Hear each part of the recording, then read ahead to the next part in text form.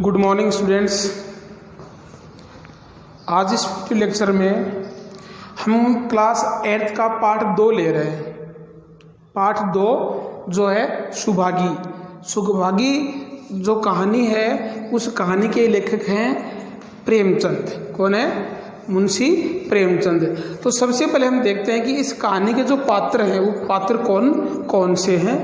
तो इस कहानी में तुलसी महतो, सुभागी, रामू, तुलसी महतो की पत्नी लक्ष्मी और ठाकुर सज्जन सिंह जो गांव के मुखिया होते हैं। यहाँ तुलसी महतो है और लक्ष्मी है जिनके 2 पुत्र हैं, सुभागी और एक पुत्र रामू। तो इन जो सुभागी, रामू, तुलसी महतो और लक्ष्मी, इनके इर्द गिर्द ये कहानी घूमती है। तो चलो देखते हैं।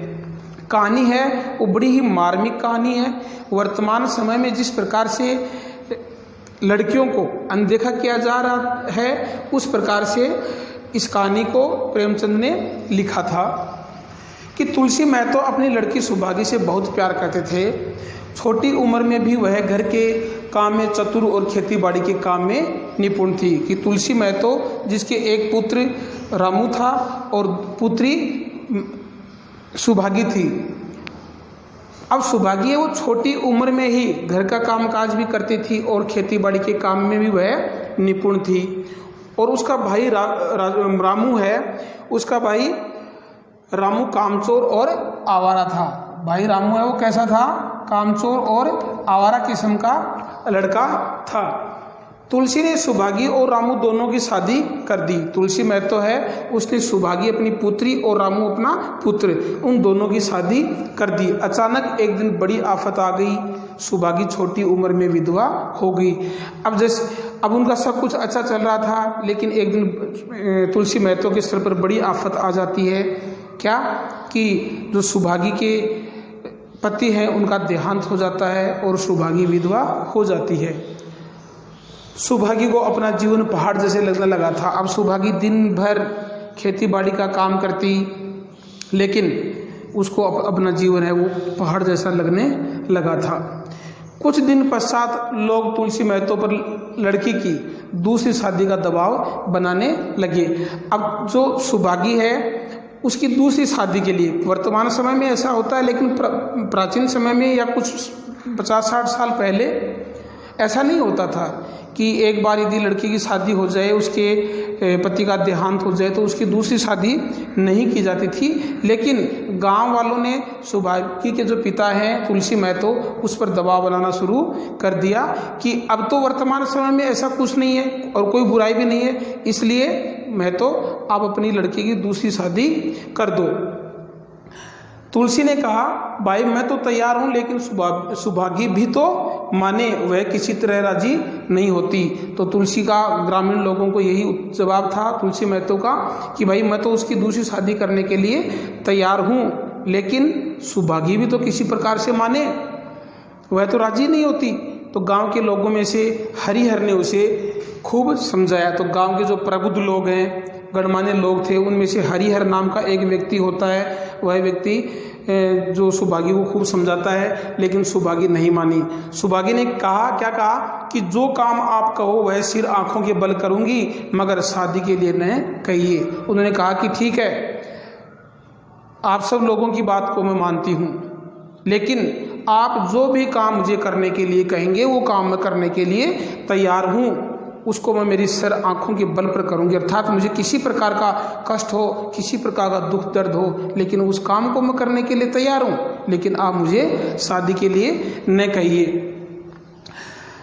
रामू ने कहा कि तुम अगर सोचती हो कि भैया कमाएंगे और मैं बैठी मौज करूंगी तो इस भरोसे नहीं रहना। अब जो रामू तुलसी महतो का जो पुत्र है, बड़ा ही उजड़ स्वभाव का लड़का, आवारा लड़का था, उसने उन लोगों के सामने ही उसने सुभागी से कहा कि तुम सोचती हो कि भैया तो काम करेंगे और मैं बैठी खाऊंगी, तो ऐसा तुम सोचना भी मत और इस भरोसे भी मत रहना। सुभागी ने कहा, मैंने आपका आश्रय भी नहीं लिया और भगवान से चाह तो कभी करूँगी भी नहीं। अर्थात मैंने आपके सहारे ने तो मेरी ज़िंदगी को कभी गुजारा है, और भगवान ने चाहा तो मैं आपके सहारे मेरी ज़िंदगी को गुजारने की कोशिश नहीं करूँगी।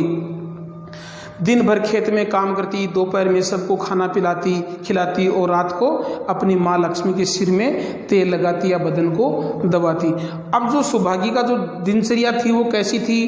सुबह 4 बजे उठना, कूटना पीसना, फिर खेत के पशुओं का काम करना, खेत में जाना, दोपहर को जल्दी आना, भाग दौड़ कर सबको खाना खिलाना, फिर रात को लेट तक काम करना, और रात को सोते वक्त या तो अपनी बूढ़ी माँ लक्ष्मी के सिर में तेल लगाती या उसके बदन को दबाती। वह माँ बाप को काम नहीं करने देती थी, और लक्ष्मी का जहाँ तक व्यवहार था, अपने माँ बाप के प्रति जो लगाव था, प्रेम था, उस प्रेम के बल पर लक्ष्मी अपने माँ बाप को काम नहीं करने देती थी। लेकिन रामू को यह सब बुरा लगता था कि रामू चाहता था कि ये मेरे को तो मना नहीं करती काम करने के लिए, और सौभागी रामू को मना भी नहीं करती थी, और वो सोचती थी कि ये तो मर्द है, यदि काम नहीं करेगा तो घर गृहस्थी का कार्य कैसे चलेगा, और गृहस्थी भी इसकी कैसे चलेगी। एक दिन रामू ने कहा कि अगर उन दोनों से बड़ा मोह है तो उनको लेकर अलग क्यों नहीं रहती। अब इसी दुख के कारण रामू जो आवारा लड़का है वो सौभागी को क्या कहता है कि यदि आपको अपने माँ बाप से अधिक मोह है तो आप उन दोनों को लेकर अलग क्यों नहीं रहने लग जाती। तब सेवा करो तो मालूम हो कि सेवा कड़वी लगती है या मीठी, दूसरों के बल पर तो वाह लेना आसान है। तो यहाँ बहुत ही एक बुरी बात रामू सौभागी को कहता है कि तुम उनको लेके अलग रहो, और तब आपको पता चलेगा कि सेवा कड़वी होती है या मीठी होती है। क्योंकि रामू समझता था कि काम मैं करता हूँ और झूठी वाहवाही किसको मिल रही है? सौभागी को मिल रही है, और सौभागी के चरित्र के कारण, सौभागी के कर्मठता के कारण संपूर्ण ग्राम के जो लोग थे वो सौभागी उनकी आंखों में तारा बनी हुई थी, आंखों का तारा बनी हुई थी।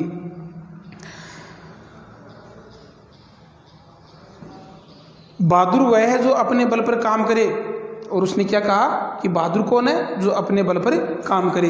तुलसी महतो और रामू के बीच वार्तालाप होता है। अब तुलसी महतो और रामू दोनों के बीच में वार्तालाप होता है। तुलसी महतो रामू को कहता है कि क्यों लड़के, तू क्यों उस देवी जैसी लड़की को परेशान कर रहा है? दिन भर वह काम करती है, नहीं तेरे को काम के लिए कहती, तो उसको तू क्यों परेशान कर रहा है? तो रामू उसको क्या कह रहा है कि आपको बेटी बहुत प्यारी है तो उसे गले में बांध कर रखिए, कि यदि आपको अपनी बेटी बहुत प्यारी है तो उसे गले में बांध कर रखिए, मुझसे तो नहीं रुका जाता। रात, अब ये बातें उन दोनों माँ बाप के, पिताजी और रामू के बीच में, के पिताजी की और रामू के बीच में होती हैं कि मैं तो नहीं रुक सकता, यदि आपको अपनी बेटी प्यारी है तो उसको अपने गले में बांध कर रखिए। अब तुलसी महतो के दिन में ये बातें होती है, और रात को तुलसी महतो सोता है तो सोते वक्त उसके दिमाग में यही बातें आती हैं। तो रात को तुलसी को पुरानी बातें याद आ गई सोते वक्त। क्या आई कि जब रामू के जन्मोत्सव पर उन्होंने लोगों से कर्ज लेकर जलसा किया था, और सौभागी पैदा हुई तो घर में रुपये रहते हुए भी उन्होंने एक कौड़ी तक खर्च नहीं की।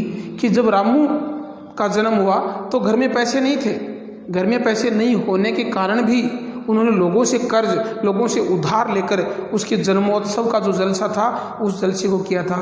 और जब सौभागी पैदा हुई तब घर में पैसा होते हुए भी उसने किसी प्रकार का कोई खर्च नहीं किया, अर्थात एक कौड़ी तक भी खर्च नहीं की। पुत्र को रत्न समझा था, पुत्री को पूर्व जन्मों के पापों का दंड। अब वो सोच रहा है कि उस समय मैंने पुत्र को क्या समझा? रत्न, हीरा समझा था, और पुत्री को पूर्व जन्मों के पापों का दंड समझा था। लेकिन वह हीरा कितना कठोर निकला। हीरा वैसे होता भी कठोर है, लेकिन वह हीरा कितना कठोर निकला, और यह दंड कितना मंगलमय निकला। दूसरे दिन महतो ने गांव के लोगों को रामू को अलग करने के लिए बुला लिया। अब जो महतो है उन रामू को अलग करने के लिए गांव के पंच जो होते थे, पंच परमेश्वर जिनको बोलते हैं, उनको वह बुला लेता है। तो उनमें से गांव का जो मुखिया सज्जन सिंह है उसने रामू को समझाने का भरसक प्रयास किया कि क्यों रे रामू, ये बेचारी कहाँ जाएगी? ये दिन भर खेती बाड़ी का, चूल्हे चौके से लेकर खेती बाड़ी का काम करती है, आपको खाना खिलाती है, माँ बाप की सेवा करती है, क्यों इसको परेशान कर रहा है? लेकिन रामू अपना जो विचार था सौभागी के प्रति उसको उसने नहीं बदला, और वहाँ से अकड़ दिखाता हुआ निकल जाता है।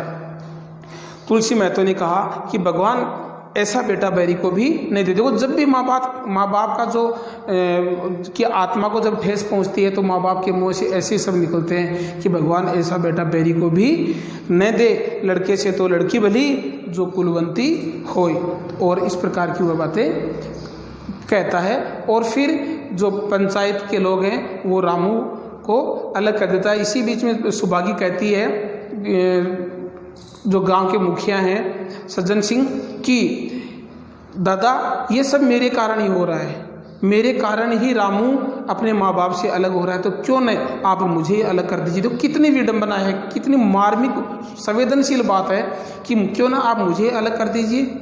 लेकिन सभी गांव के जो लोग हैं उन्होंने एक साथ कहा नहीं बेटा हम तुझे नहीं छोड़ सकते। और तुलसी महतो ने भी ऐसा ही कहा कि नहीं, मैं मरते दम तक लक्ष्मी को, इस सुभागी को मेरे से अलग नहीं होने दे सकता, मेरे मरने के पश्चात रामू चाहे कुछ भी करे। तो ऐसा कुछ तुलसी महतो ने सज्जन सिंह से कहा और इस प्रकार दोनों क्या करते हैं, रामू को अलग कर देते हैं। और जो सज्जन सिंह है उसने रामू को अलग कर दिया, तुलसी महतो, लक्ष्मी और सुभागी साथ साथ रहने लगते हैं। नेक्स्ट जो कहानी है अगला पार्ट, इसका पार्ट 2 में हम देखेंगे सुभागी और जब रामू से अलग होने के बाद की जो इनकी कहानी है वो हम अगले वीडियो में देखेंगे। धन्यवाद।